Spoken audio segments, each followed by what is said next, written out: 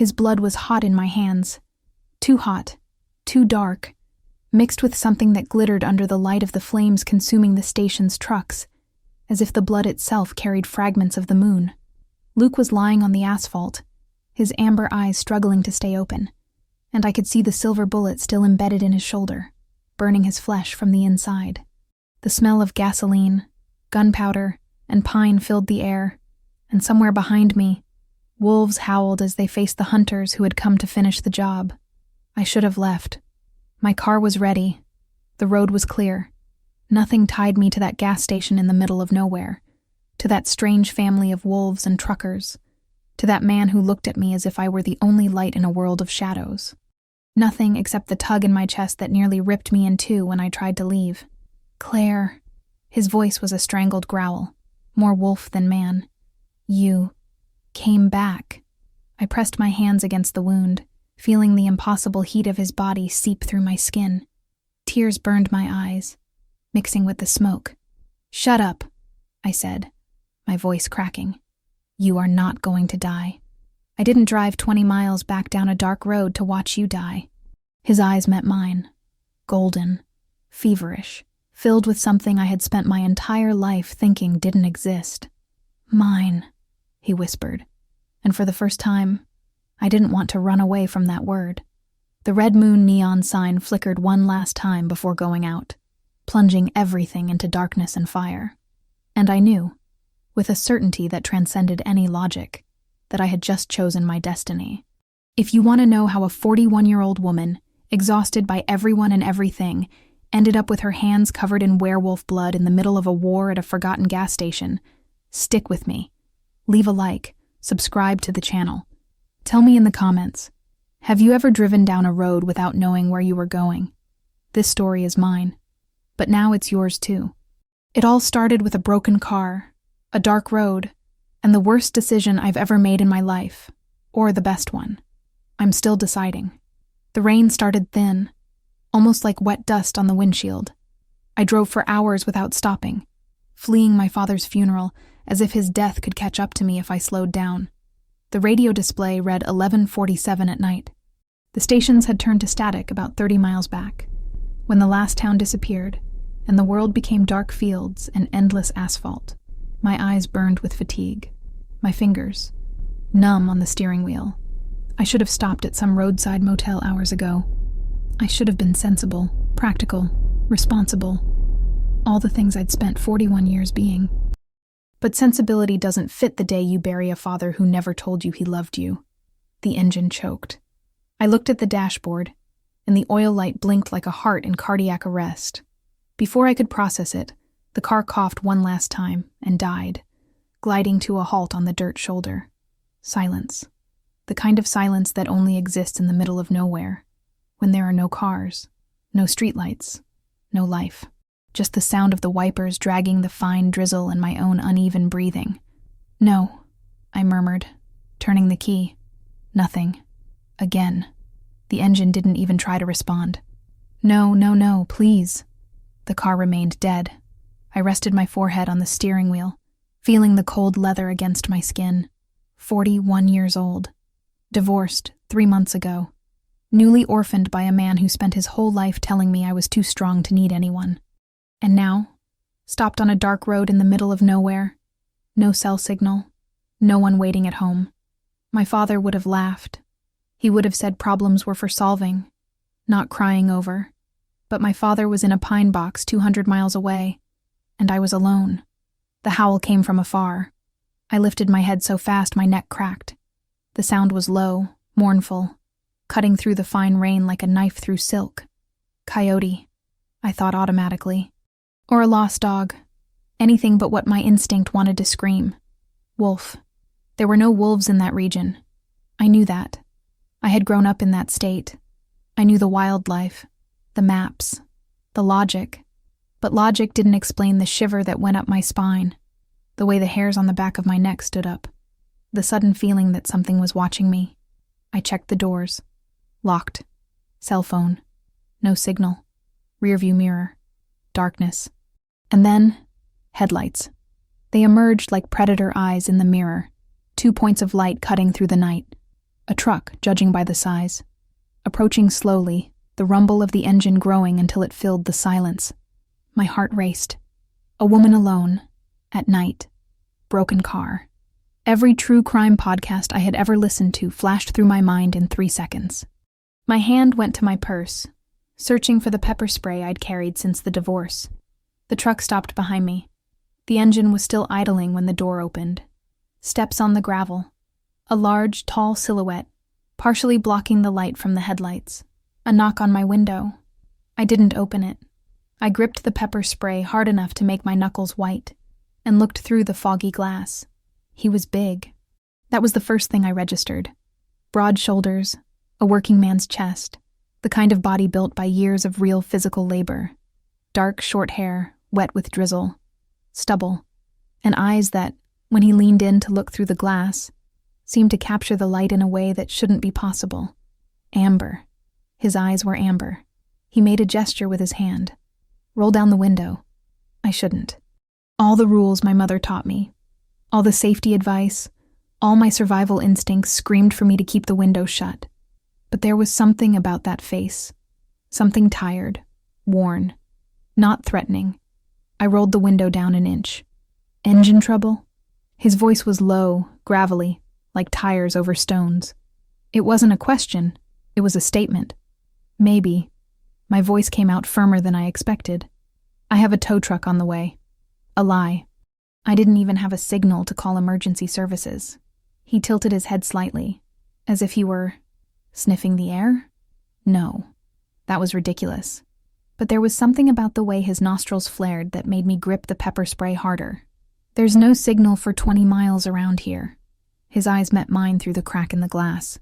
And it's not a good idea to be stopped on this road at night. There are things in these woods you don't want to meet. Things like what? Coyotes? One corner of his mouth curved. Almost a smile, but humorless. Worse. We were silent for a moment.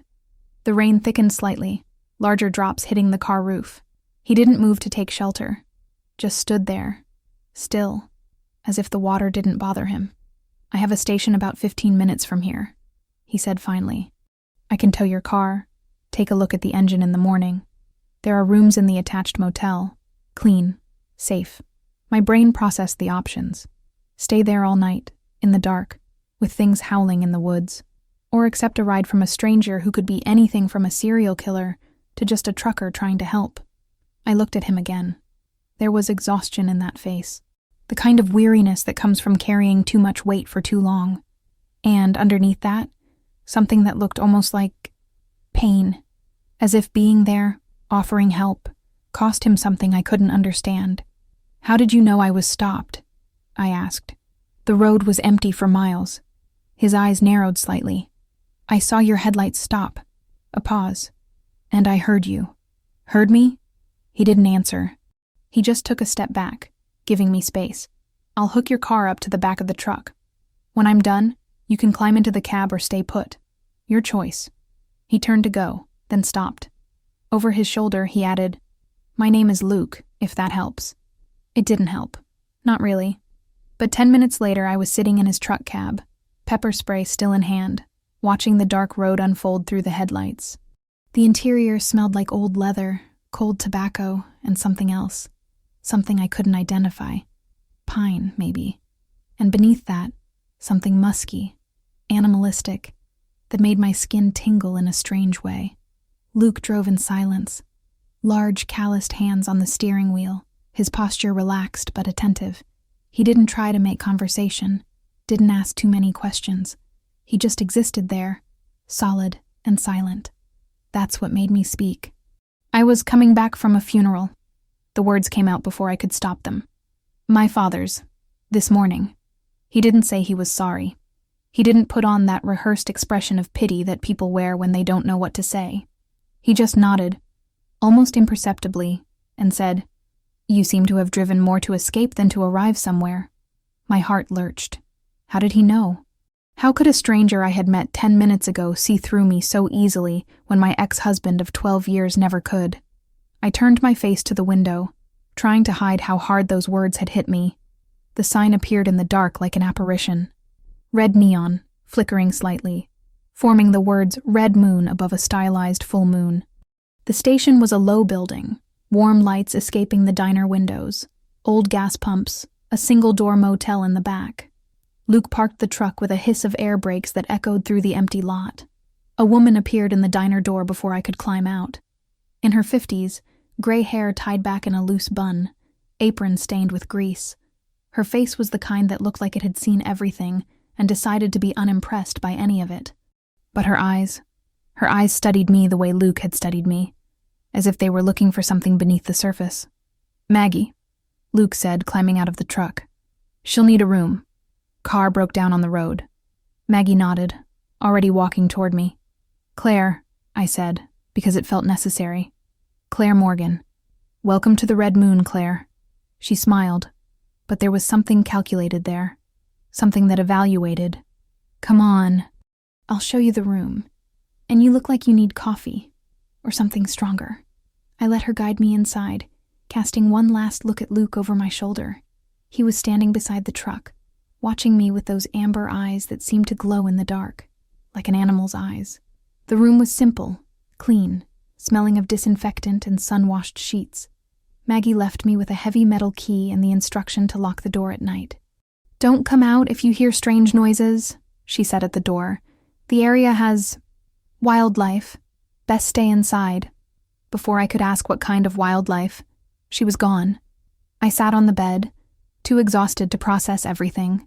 The funeral, the car, Luke, this strange place where everyone seemed to know things they weren't saying. Outside, the Red Moon neon sign flickered red through the thin curtain.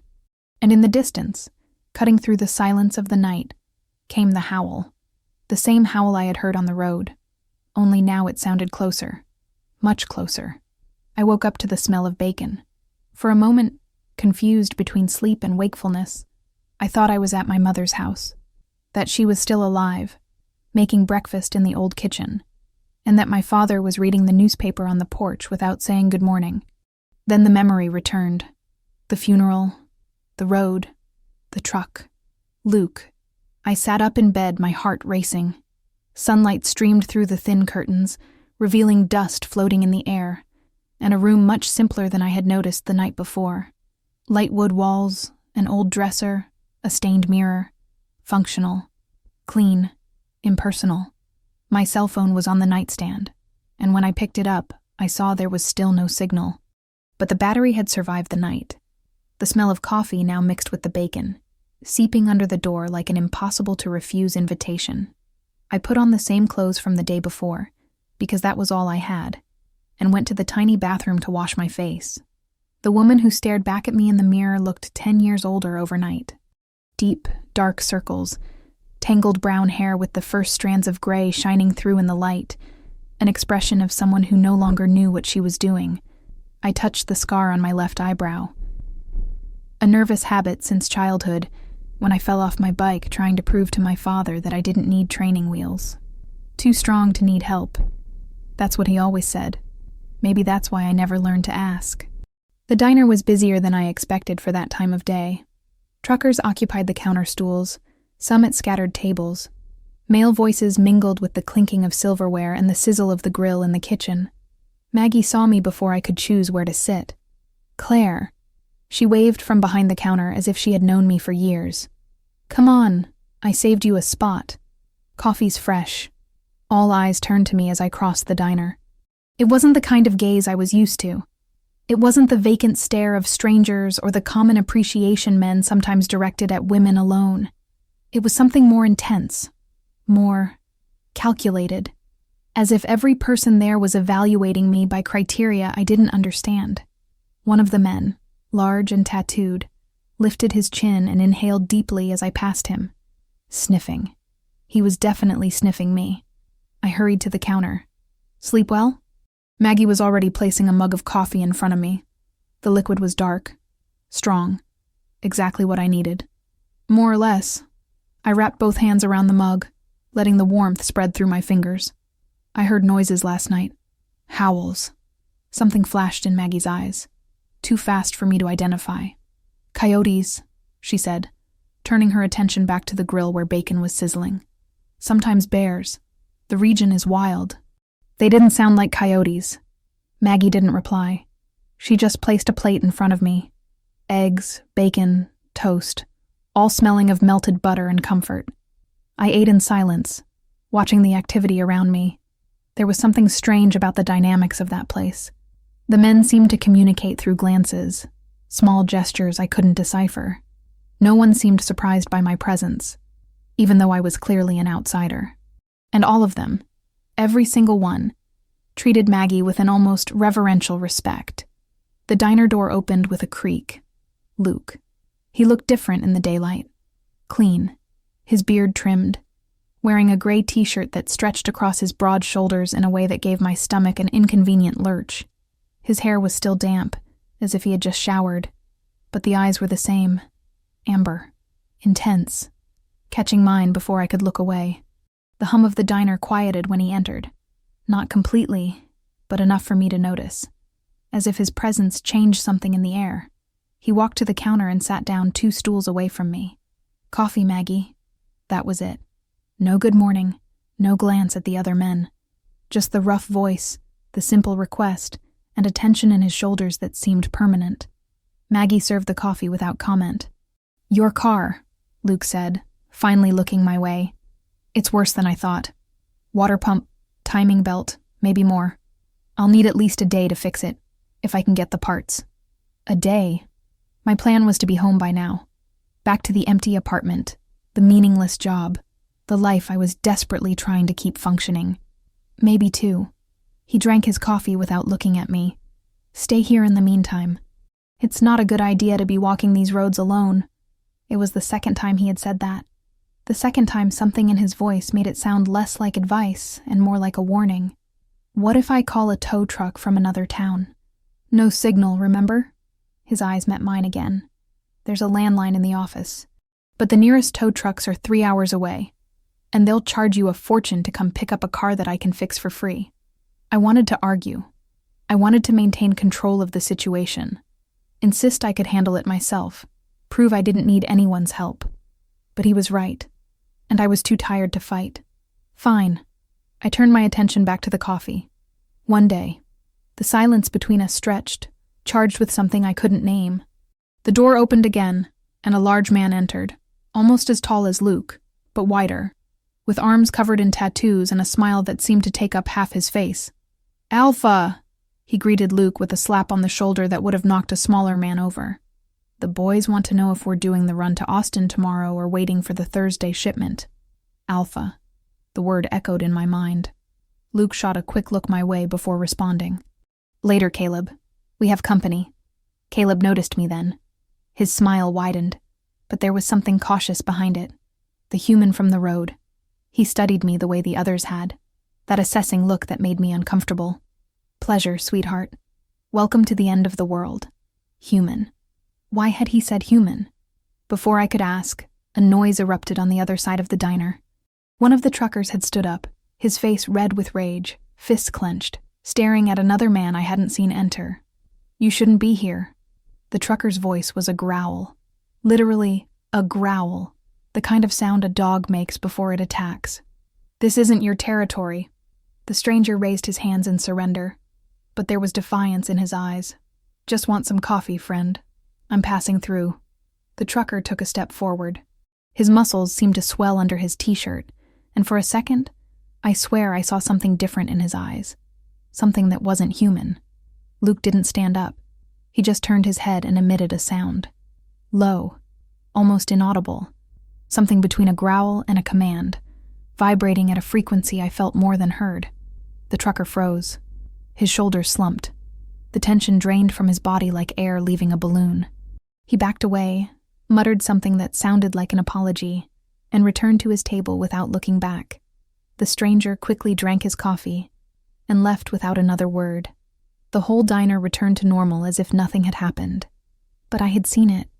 I had heard it. I had felt that strange sound resonate somewhere deep in my chest, waking up something I didn't know existed. My hand went to the scar on my eyebrow, my heart beating too fast. Luke returned his attention to his coffee as if he hadn't just controlled a man with a sound. Maggie appeared beside me, refilling my mug. "More coffee, honey?" I looked at her. At Luke. At Caleb, who was still smiling as if it were all a big joke. "What is happening here?" My voice came out weaker than I wanted. "Who are you people?" Maggie exchanged a look with Luke. Something passed between them, a silent communication I couldn't decipher. "We're family," Maggie said finally. "A different kind of family. And you're safe here, Claire. You just need to follow a few simple rules." "What rules?" "At night, stay in your room. Don't come out, no matter what you hear." She placed an extra key on the counter in front of me. "And if anyone asks you about what happens here, you didn't see anything strange." Understood. I should have demanded explanations. I should have called the police, someone, anyone. But when I looked at Luke, at the amber eyes that seemed to see right through me, all I could do was nod. That night, lying in the dark room, I heard the howls again, closer this time, answering each other like a primal song. And I swear, when I looked out the window, I saw huge shadows moving near the workshop. Shadows too large to be human. I closed the curtain and backed away, but sleep didn't come. And somewhere out there, the wolves kept howling. The second night was worse. I tried to read a book Maggie had left in the room, a faded cover mystery novel, but the words made no sense. My eyes passed over the lines without absorbing anything, while my ears caught every sound from outside. The creak of old wood, the wind hitting something metallic, the distant engine of a truck passing on the road, and beneath it all, like an undercurrent, the howls. They came from different directions now, answering each other in patterns that seemed almost organized, like a conversation in a language I couldn't understand, but that something inside me recognized. I dropped the book. The clock on the nightstand read 1:23 in the morning. I was exhausted, but sleep seemed impossible. The room that had felt safe during the day now felt like a cage, the walls closing in, the air growing heavy. I got up and went to the window. I pulled the curtain back just an inch, peering into the dark parking lot. The red moon sign flickered red, casting intermittent shadows over the parked cars. Nothing moved. Then I heard it. Footsteps. Heavy. Slow. Coming from the hallway outside my room. I held my breath. The steps stopped in front of my door. A long pause, charged with something that made my heart race. Then, a sound that chilled me to the bone. Something brushing against the wood, like claws dragging softly across the surface. I backed up to the bed, eyes fixed on the door, waiting for it to open, for something to come in, for my worst nightmares to materialize. But the door remained closed. The footsteps moved away, slow, deliberate, as if whoever it was wanted me to know they had been there. I stayed motionless for minutes that felt like hours. When I finally found the courage to move, I went to the door and pressed my ear to the wood. Silence. Only my own breathing and the pounding of my heart. I should stay there. That's what Maggie had said. That's what logic commanded. But I was never good at following orders. My father used to say I was too stubborn for my own good. My ex-husband used less kind words. Curiosity won over fear. I turned the key slowly, trying not to make a sound. The door creaked slightly when I opened it, and the cold night air hit me like a slap. It smelled of pine, gasoline, and something else. Something musky, animalistic, that made the hairs on the back of my neck stand up. The hallway was empty. I took one step out, then another. The concrete was icy under my bare feet. A sensible voice in my head screamed for me to go back, lock the door, wait for dawn. I ignored it. I walked to the corner of the building, where I could see the side of the workshop. The lights were off, but the full moon provided enough clarity for me to see the shapes of the parked trucks, the old gas pumps, the wire fence marking the perimeter, and the shadow moving near the fence. I froze. It was a wolf. It had to be a wolf. But no wolf I had ever seen in documentaries or zoos was that size. The creature reached my chest level, at least, with broad shoulders and gray fur that shimmered under the moonlight. It was looking at me. Yellow eyes, bright, fixed on me with an intensity that made me forget how to breathe. The creature took one step toward me, then another, and I saw the muscles rippling under its skin, its mouth agape revealing teeth that looked designed for tearing apart. My body screamed to run. My brain had stopped working. And then another wolf appeared. This one was bigger, much bigger. Dark fur, almost black, with brown patches that seemed to absorb the light rather than reflect it. It materialized from the shadows as if it were part of them, positioning itself between me and the gray wolf with a low growl that made the ground vibrate. The gray wolf backed away. It wasn't a retreat of common fear. It was submission. The creature lowered its head, tail between its legs, and disappeared into the darkness beyond the fence as silently as it had appeared. The black wolf turned to me. Its eyes were amber. Intense amber. Bright. Exactly like the eyes that had stared at me through my car window the night before. Luke.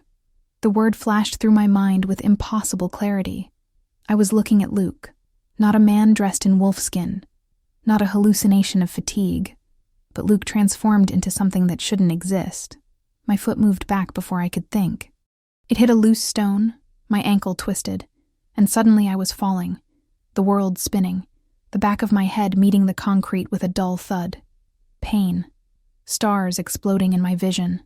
The taste of blood in my mouth because I had bitten my tongue. When I managed to open my eyes again, he was there. Not the wolf. The man. Luke, standing in front of me, shirtless, his skin slick with sweat despite the cold, his breathing heavy as if he had run for miles. His scent was intense, forest and musk and something metallic that I recognized as blood. He knelt beside me. Claire. His voice was hoarse, more animal than human. You're bleeding. I touched the back of my head. My fingers came away red. I saw... My own voice sounded distant. I saw you. You were... Don't finish that sentence. He looked at me with something that looked like desperation. Not out here. Not now. Before I could protest, he slipped his arms beneath me and lifted me, as if I weighed nothing, as if carrying an adult woman was as easy as carrying a child. The heat of his body radiated through my thin clothes. Instinctively, my head found his shoulder, and I inhaled the scent that now felt so familiar. Pine. Smoke. Something wild and forbidden. He carried me back to the room in silence. He set me down on the bed with a gentleness that contrasted with the brutal strength I had just witnessed. Then he went to the bathroom and returned with a damp towel, sitting beside me on the edge of the mattress. Let me see. I turned my head, exposing the wound. His fingers touched my hair gently, parting the strands to examine the cut. Superficial, he murmured. But it's going to hurt tomorrow. What are you? The question came out before I could stop it. Direct, straightforward, the way I had always been, much to the despair of everyone who knew me. Luke froze. For a long moment, he didn't answer. He just stayed there, his fingers still in my hair, his breathing slow and controlled. There are things on this road you shouldn't know, he said finally. Things most people go their entire lives without seeing. I saw a wolf the size of a horse turn into you. His eyes met mine. There was pain there. Pain and something else. Something that looked almost like regret. I told you to stay in the room. You don't know me well enough to know I'm terrible at following orders. A sound escaped him.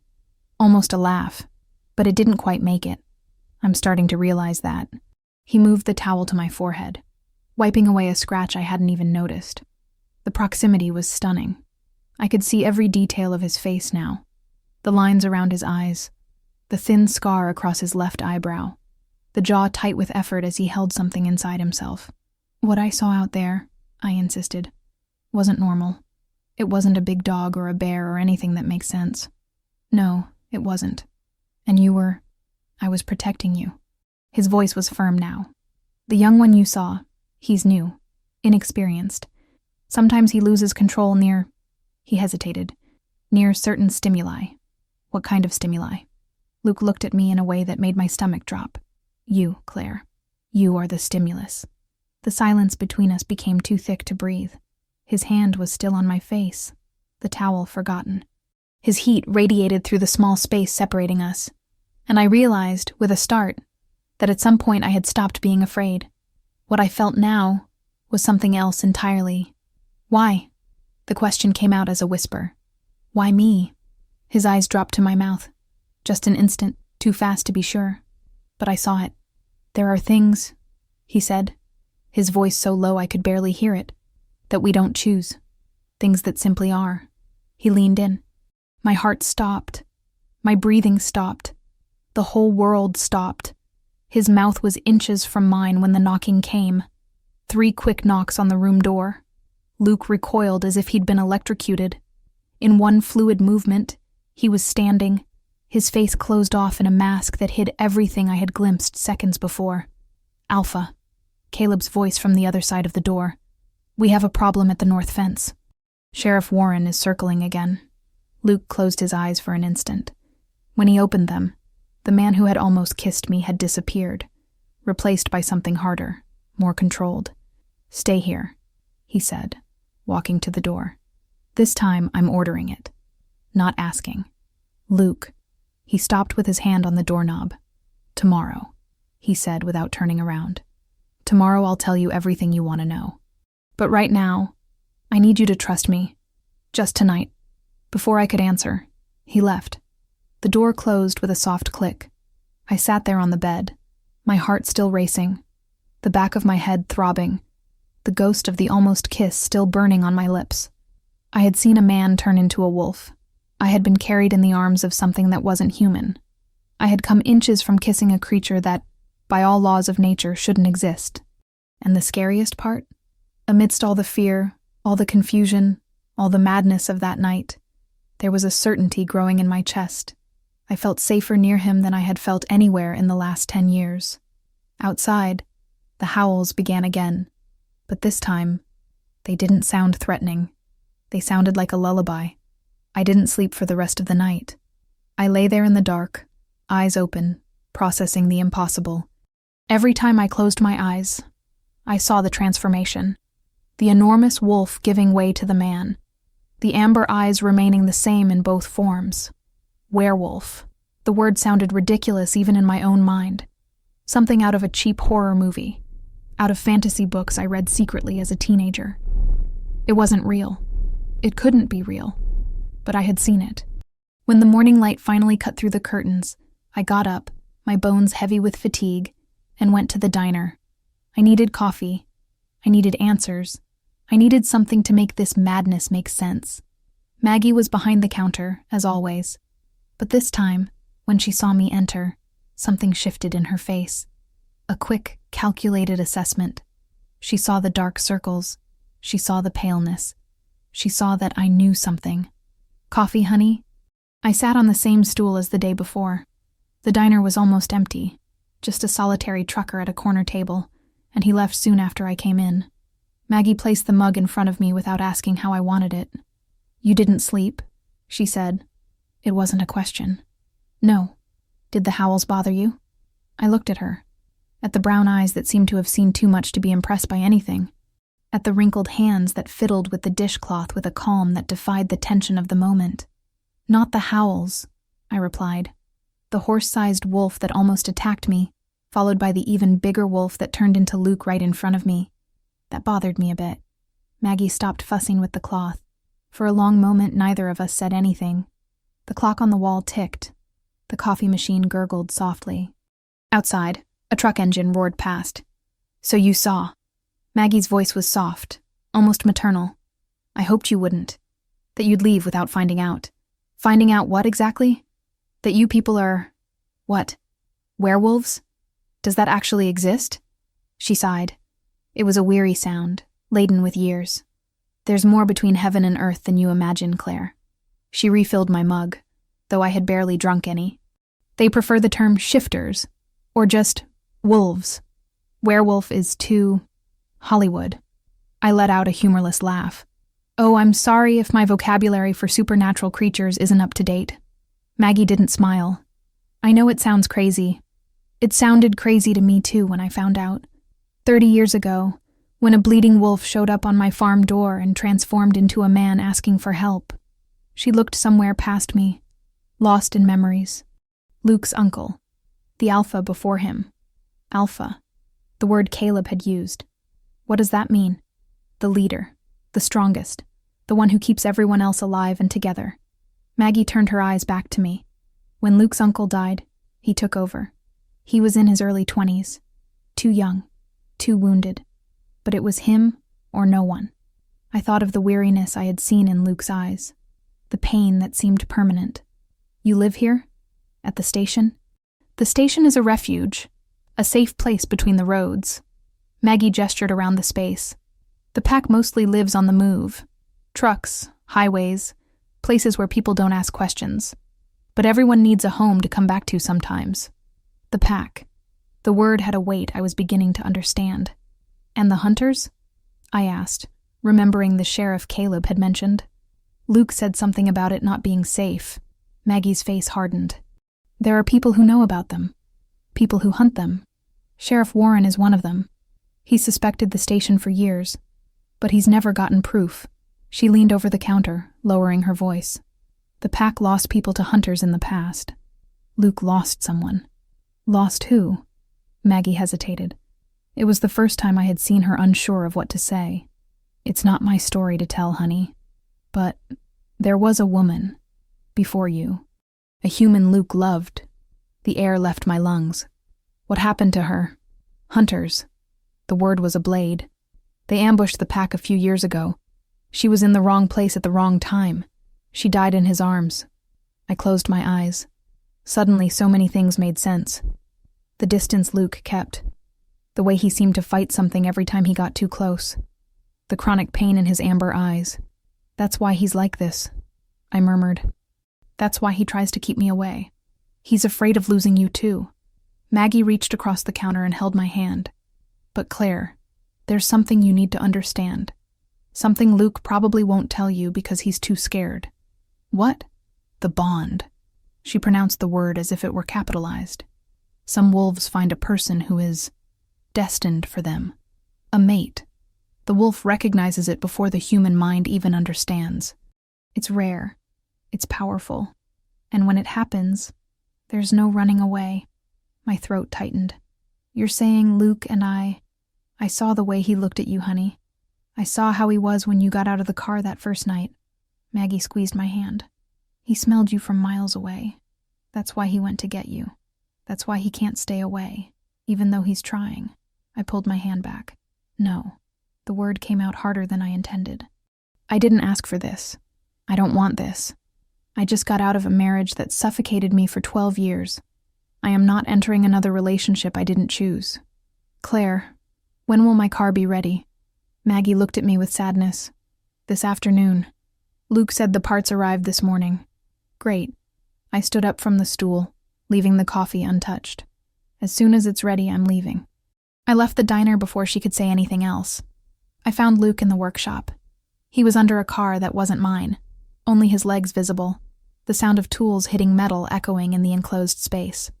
The smell of grease and gasoline was strong, but underneath it, I could detect the other scent. Pine. Forest. Something that made my skin prickle. We need to talk. The tools stopped. Luke slid out from under the car, his face smudged with oil, his sweaty t-shirt clinging to his chest. He looked at me and knew immediately that something had changed. You spoke to Maggie. I did. I crossed my arms, more to protect myself than out of anger. She told me about the pack, about the hunters, about... I hesitated. About the bond. Luke closed his eyes. I was going to tell you. When? After I left without understanding why my chest aches every time I think about leaving? His eyes snapped open. Intense amber, shining with something that looked like hope and terror in equal measure. You feel it? I feel something. I took a step back as he approached, but that doesn't mean I'm going to accept it. It doesn't mean I'm going to stay. Claire, I spent 12 years in a marriage I didn't choose. 12 years being the right wife, the right employee, the right daughter, doing everything everyone expected of me. My voice was rising, but I couldn't control it. And when I finally got out, when I finally thought I could be free, my car breaks down in the middle of nowhere and I find out fate decided to push me into another relationship without asking me. Luke stood motionless. I won't force you into anything. It's not about you forcing me. I threw my hands up. It's about me having no choice. It's about this thing inside me that wants to be close to you, even when my head tells me to run. The silence that followed was crushing. Luke turned away, walking to the wall of tools. His hands gripped the metal, his back tense beneath the t-shirt. "You think I wanted this?" His voice was low, dangerous. "You think I wanted to find another mate after what happened?" I didn't answer. I loved her. He didn't say the name, but I knew who he was talking about. And she died because I couldn't protect her. She died because being near me was too dangerous. Something in my anger started to crack. "Luke, when you got out of that car," he continued, still facing away, "when I smelled you for the first time, the wolf inside me howled. It howled in a way I had never heard, and I knew in that instant that you were—" He didn't finish. "That I was what?" Luke turned around, and when he looked at me, I saw the wolf behind the human eyes. I saw the beast fighting to emerge, contained only by sheer willpower. Mine. The word was a growl. The wolf knew you were mine. And I've spent the last 3 days trying to ignore it, because I can't bear the thought of putting you in danger. The confession hit me like a wave. He wasn't trying to trap me. He was trying to protect me. From himself, from his world, from everything that had destroyed the woman he loved before. "Show me," I heard my voice say. Luke frowned. "What?" "The wolf." I took a step toward him. "You say he recognizes me, that he knows what I am to you. So show me. Not the full transformation. Just enough for me to see." He hesitated. "It might scare you. I'm already scared." Another step. But I'm more scared of leaving without understanding what is happening to me. For a long moment, he just looked at me. Then, something shifted. His eyes grew brighter, the amber giving way to an almost phosphorescent gold. His teeth elongated, fangs emerging where human canines should be. His fingernails darkened, hardened, curving into claws. It wasn't a full transformation. It was enough for me to see the beast that lived beneath his skin. And the strangest part? I didn't want to run. Something inside me responded to the sight. A warmth in my chest. A sense of recognition. As if a part of me I didn't know existed had woken up and seen something it had been waiting for all along. My hand moved before I could stop it. I touched his face.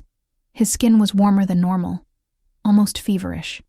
Beneath my fingers, I felt his jaw relax, the fangs slowly retracting. Luke closed his eyes at my touch. A sound escaped him. It wasn't a growl. It was almost a groan. "Need. Surrender. I can't stay," I whispered. His eyes opened. The amber had returned, but there was something devastated there. "I know. My car will be ready today. I know." I pulled my hand away. It hurt more than it should have. "So that's it?" Luke swallowed hard. The struggle inside him was visible in every tense muscle. "I won't force you to choose a life you don't want." His voice was hoarse, almost breaking, even though every part of me is screaming to hold you and never let you go. I should have said something. I should have found the right words, but there were no right words for this. So I just backed away. 1 step, 2, until I was close enough to the door to escape.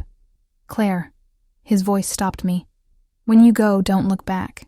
Don't hesitate, because if you hesitate, I don't know if I'll be able to let you leave." I didn't answer. I left the workshop with my heart in pieces and the certainty that I was about to make the biggest mistake of my life. The question was, which one was the mistake? Staying or leaving? That afternoon, when Luke handed me the keys to my repaired car, I still didn't have the answer. The car was ready. Luke had done more than repair it. He had changed the oil, checked the tires, filled the tank, as if he wanted to make sure I got wherever I was going without needing to stop, as if he wanted to facilitate my departure. Maggie hugged me at the diner door. A long, tight hug, mother to daughter. She smelled of coffee and bacon and something that felt like anticipated longing. "You don't have to go," she whispered in my ear. "Yes, I do." She pulled away and looked at me with those eyes that saw too much. "Then travel safe, honey. And remember, the road always runs both ways." Caleb was leaning against one of the trucks, arms crossed, trying to look indifferent. But as I passed him, he muttered something that sounded like, "Be safe, human." Luke was nowhere to be found. I looked for him as I walked to my car. In the workshop, in the diner, between the trucks. Nothing.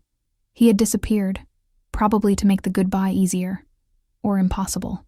I got into the car. The interior smelled clean, a contrast to the state I had arrived in. I turned the key, and the engine purred as if it had never had a problem at all. The red moon sign flickered in my rearview mirror as I pulled out of the parking lot. I didn't look back. Luke had asked me not to, and it was the least I could do. The road stretched out before me, straight and empty, cutting through golden fields under a sky that threatened rain. I turned on the radio, but there was only static. So I drove in silence, trying not to think about the warmth I still felt in my chest, about the tug that seemed to grow stronger with every mile I drove away. 10 miles. The tug was discomfort now, a constant pressure behind my breastbone, as if something was being stretched beyond its limit. 20 miles. My hands were trembling on the wheel. Cold sweat ran down my temples. The air seemed too heavy to breathe. This was the bond, I realized. This was what happened when you tried to run from something that couldn't be denied. I pressed the accelerator. If I drove fast enough, maybe I could leave that feeling behind. Maybe the distance would weaken whatever was connecting me to Luke. Maybe I could go back to my normal life and pretend the last 3 days had just been a fever dream. That's when I saw the police car. It appeared in my rearview mirror like a ghost, lights off, maintaining a constant distance. It wasn't following me exactly. It was pacing me. I slowed down. The police car slowed down too. My heart started beating faster for completely different reasons now. The roadblock appeared 5 miles later. 2 pickup trucks parked across the road, blocking the passage. Armed men, 6 or 7 of them, dressed in a mix of sheriff uniforms and civilian clothes. And in the center of it all, leaning against the hood of one of the trucks, a middle-aged man with a badge gleaming on his chest. Sheriff Warren. I recognized him even though I had never seen him before. There was something in his eyes, cold and calculating, that perfectly matched Maggie's stories. I stopped the car because I had no choice. Warren walked up to my window with the calmness of a man who has all the time in the world. When he leaned in to look inside, his scent hit me. Metal, gunpowder, and something else. Something that smelled of ancient hatred. "Good afternoon, ma'am." His voice was honey over razor blades. "License and registration, please." I handed them over with trembling hands. He pretended to examine them, but his eyes never left my face. "Claire Morgan. From Iowa. Long way from home. I'm driving back from a trip." "Ah, yes. I heard you spent a few days at the Red Moon." His smile was a disguised threat. "Interesting place, that station. Interesting people." I didn't answer. "You know, Ms. Morgan, this area has problems with, let's call it infestation. Creatures that aren't natural. Abominations that pretend to be people by day and turn into monsters at night." My blood ran cold. "I don't know what you're talking about." "No?" He straightened up, putting my documents in his pocket instead of returning them. "So you didn't see anything strange during your stay? Nothing a good citizen should report to the authorities?" The trap was obvious. If I confirmed it, I would be condemning Luke and the pack. If I denied it too convincingly, he would know I was hiding something. "I saw a gas station with good food and hospitable people," I said, keeping my voice steady. "That's all." Warren studied me for a long moment. "That's a shame." He signaled to the men behind him. "Because I was hoping you could be useful. Witnesses are so hard to come by in these cases." 2 men approached my car, 1 on each side. "What are you doing?" My voice rose. "I haven't done anything wrong." "Not yet." Warren took a step back. "But you will. You'll go back to that station and you will help me get in. You'll be the perfect bait to lure those monsters out.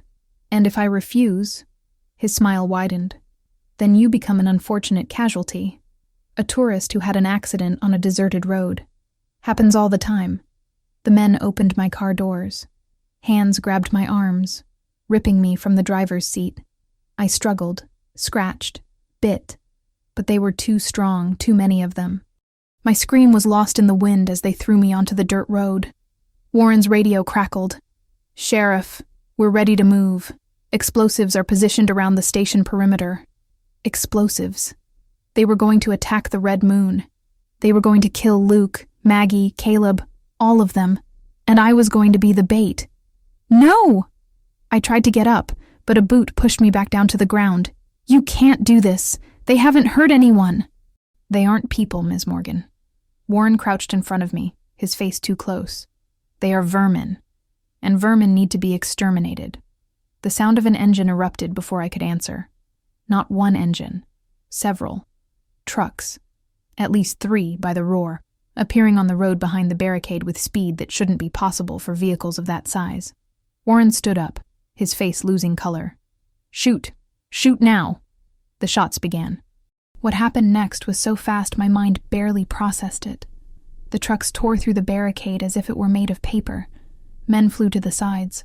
One of the pickups flipped over. And then they were there. Wolves. A dozen of them at least, leaping from the trucks, from the shadows, from everywhere at once. Fur of all colors. Gray, brown, black, gold, turning the road into a battlefield of fangs and claws and howls that made the ground tremble. I managed to get up amidst the chaos. One of Warren's men came toward me, rifle raised. Before he could fire, a gray wolf tackled him, jaws closing on the arm holding the weapon. I ran, not away, into the chaos, because somewhere there, I knew, Luke was fighting. And the bond, that impossible thing I had tried to flee, now pulsed in my chest like a guiding beacon. I found him at the center of the battle. The black wolf, larger than all the others, facing 3 men at once. He was devastating, a force of nature, every claw strike taking down an enemy. But there was blood on his fur. A lot of blood. Warren appeared behind him. The sheriff held a different weapon, not a regular rifle, something that gleamed with a silver tint under the sunlight. Silver. I didn't think. My body moved before my mind could protest.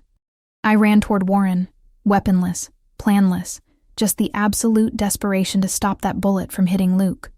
Warren saw me. He adjusted his aim. Not for Luke. For me. The shot echoed. The pain came after. An impact in my shoulder that made me spin, fall, and roll onto the dirt. The world turned red at the edges. I heard a roar, a sound that was neither human nor animal, something more primitive, more devastating. Luke. He was on Warren before the sheriff could fire again. Not as a wolf, as a man. But a man with claws and fangs and eyes that shone with a fury that transcended anything human. Warren's scream was short, then silence. I tried to get up. I couldn't. Blood flowed from my shoulder, hot and insistent, staining the earth beneath me. The sky above spun in slow circles. Hands found me. Warm. Familiar. Claire? Luke's voice was broken. Claire, no. No. No. No. I forced my eyes to focus. He was kneeling beside me, his face stained with blood that I hoped wasn't his hands pressing my shoulder, trying to staunch the bleeding. You came back. My voice was a whisper. You came back first. There were tears in his eyes. Real tears, streaming down the face of the Alpha, the man I had thought never showed weakness. Why? Why did you come back? I heard on the radio that they were going to attack. I coughed, taste of blood. Couldn't let you die. And you almost died instead. He pressed his forehead against mine. His heat was the only warmth left in my freezing body. Mine. You are mine, Claire. And I almost lost you. You still might. I forced a smile. I'm not as strong as I look. You ran back into a battle with no weapons, no training, nothing but idiotic courage. His voice was a growl wet with emotion. You are the strongest person I have ever known. My hand found his face. Weak. Trembling. But there. The bond, I murmured. Is it real? As real as anything I've ever felt. Then I guess I can't run from it. A sound escaped Luke. A laugh or a sob, I couldn't distinguish. No, you can't. He lifted me into his arms with a gentleness that contrasted with the violence of minutes before. And I'm not going to let you try again. Darkness began to close in at the edges of my vision. But before I surrendered to it, I felt it, his warmth mixing with mine. The bond, that invisible rope I had fought so hard to cut, finally solidifying into something real, something that anchored me, something that brought me home. The last thing I saw before passing out was the red moon sign flickering on the horizon as Luke carried me back. Red as blood, red as a new beginning. I woke up to the smell of coffee. This time, I knew exactly where I was. Sunlight streamed through the motel room curtains, that same simple room where I had spent the first nights. But something was different. There were flowers in a vase on the nightstand. New, thicker curtains, and Luke's scent permeated every surface, as if he had spent days there. I tried to sit up, and the pain in my shoulder reminded me of everything. The shot, the blood, the battle, Warren, Luke. The door opened before I could panic. He was there, alive, whole, wearing a clean t-shirt and worn jeans, carrying a tray with coffee, toast, and something that smelled like scrambled eggs. There were deep, dark circles under his amber eyes, as if he hadn't slept in days. "You're awake." His voice was rough with relief. 3 days. You slept for 3 days. 3 days? He placed the tray on the nightstand and sat on the edge of the bed. His eyes scanned my face as if memorizing every detail. The silver bullet. His hand found mine, fingers intertwining. "I almost killed you by bringing you into this life. I remember running toward danger all on my own." I squeezed his fingers. "You didn't make me do anything. You came back." His voice was low, marveling. "You were leaving. You were on the road. And you came back. I heard it on the radio. They were going to blow up the station. They were going to kill all of you. And you decided to face a dozen armed hunters with... what? Sarcasm?" I laughed, and the pain in my shoulder made me stop with a wince. With idiotic stubbornness, apparently. Luke brought my hand to his lips. The kiss he pressed there was soft, reverent, completely different from the beast I had seen in battle.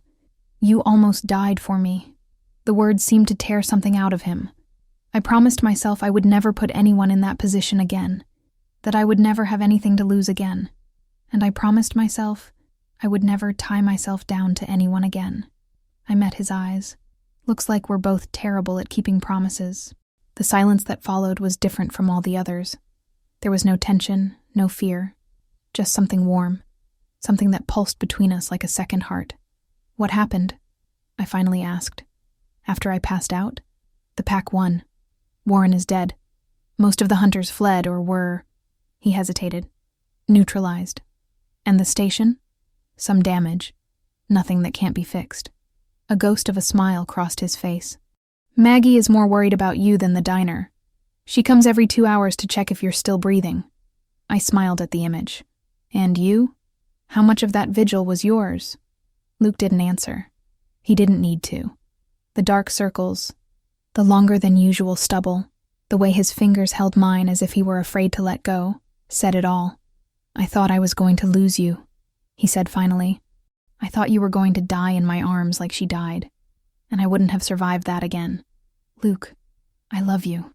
The words came out abruptly, almost angrily, as if he had been fighting them for too long. "I know you didn't ask for this. I know you wanted a normal life, away from wolves and packs and madness. But I love you. The wolf loves you. And if you leave again, I'll let you. But I need you to know before you go." His heart was beating so hard I could feel the vibration through our clasped hands. I pulled him closer. He resisted for an instant, fear of hurting me evident in his eyes. But I insisted, pulling on his t-shirt until his face was inches from mine.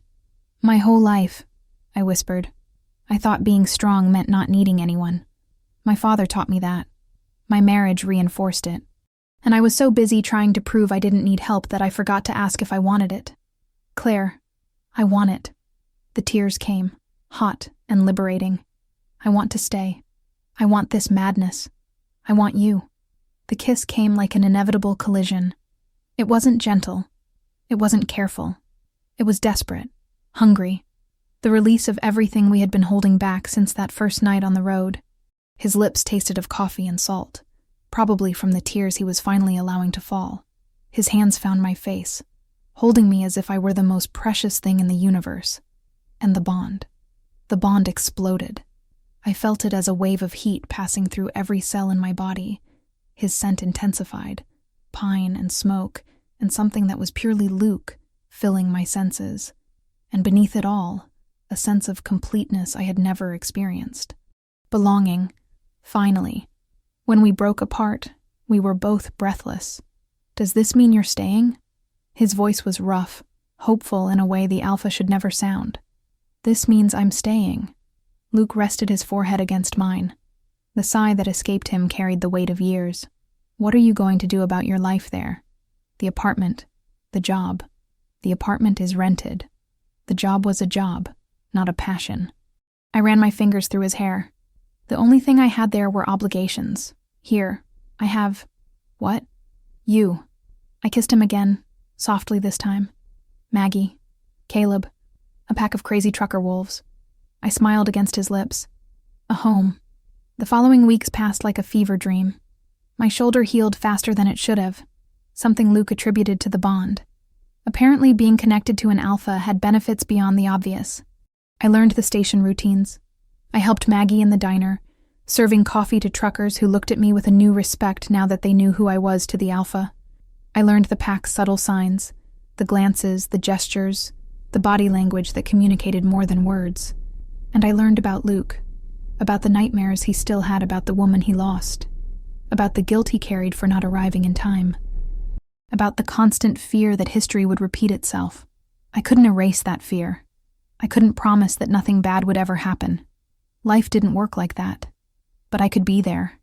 I could hold his hand when the nightmares came. I could remind him that choosing to live was braver than hiding from fear. 3 months later, I was in his truck cab, watching the sun rise over a dirt road in the middle of nowhere. The trip was one of many we had taken together. Deliveries, visits to other packs, simply exploring a world I never knew existed. Sometimes I stayed at the station with Maggie. Sometimes I went along. This time, we had stopped to watch the sunrise. Luke turned off the engine. The silence was absolute, broken only by the distant chirping of birds and the sound of our breathing. Can I show you something? He opened the truck door. The morning air was cold and clean, smelling of dew and wet earth. I followed Luke to a point where the dirt road met an open field, the grass still silvery with frost. He turned to me. You've never seen me like this. His eyes shone with something that looked like anticipation. Not completely, not calmly. You want to... He was already transforming. It wasn't like in the battle, fast and violent. It was gradual, almost graceful. Skin giving way to dark fur, limbs elongating, his face reconfiguring into something that was more beautiful than frightening when there was no danger around. The wolf that stood before me was huge, black as night, with brown patches that shimmered in the dawn light. The eyes were the same. Amber. Warm. Luke. I held out my hand. The fur was soft beneath my fingers. Warm. Alive. The wolf closed its eyes at my touch, a low sound escaping its throat. It wasn't a growl. It was contentment. You are beautiful, I whispered. The wolf opened its eyes, and in them, I saw everything. The man, the beast, the alpha, the lover. All the parts of him I had learned to love. I sat in the grass beside him. He lay down, his enormous body curving around me in a way that should have felt ridiculous, but only felt right. His head rested on my lap, and I ran my fingers through his fur as the sun slowly climbed above the horizon. My whole life I thought I was running away from something. I said out loud, even though I knew he could understand me. From responsibilities, from expectations, from relationships that suffocated me. The wolf made a low sound, encouragement to continue. But I was wrong. I looked at the horizon, at the dirt road stretching in both directions. I wasn't running away from something. I was running toward something. I just didn't know what it was. I leaned down and kissed the top of his head. It was you. It was here. It was this. The wolf moved. The transformation was quicker this time, and in seconds Luke was there, human again, pulling me into his arms. The kiss he gave me tasted like a promise. When we separated, we stayed there, embracing in the grass, watching the sun paint the sky gold and pink. Regrets? His voice was soft, almost fearful. I thought of my former life, the empty apartment, the meaningless job, the tepid marriage, the dark road where my car broke down, and I thought of everything I had gained. None, I answered. Luke smiled. The kind of smile that transformed his entire face, that erased the lines of worry and revealed the man beneath the alpha. So, shall we go home? I looked at the dirt road gleaming in the morning light, at the truck waiting for us, at the man who had become my world. Let's go. He pulled me to my feet, and we walked hand in hand back to the truck. And as the engine rumbled and the road stretched out before us, I knew, with a certainty that transcended any doubt, that I had finally found what I had spent my whole life searching for. It wasn't a place. It was a person. A pack. A bond that anchored me without trapping me. The red moon sign appeared on the horizon half an hour later, flickering red under the morning sky. Home.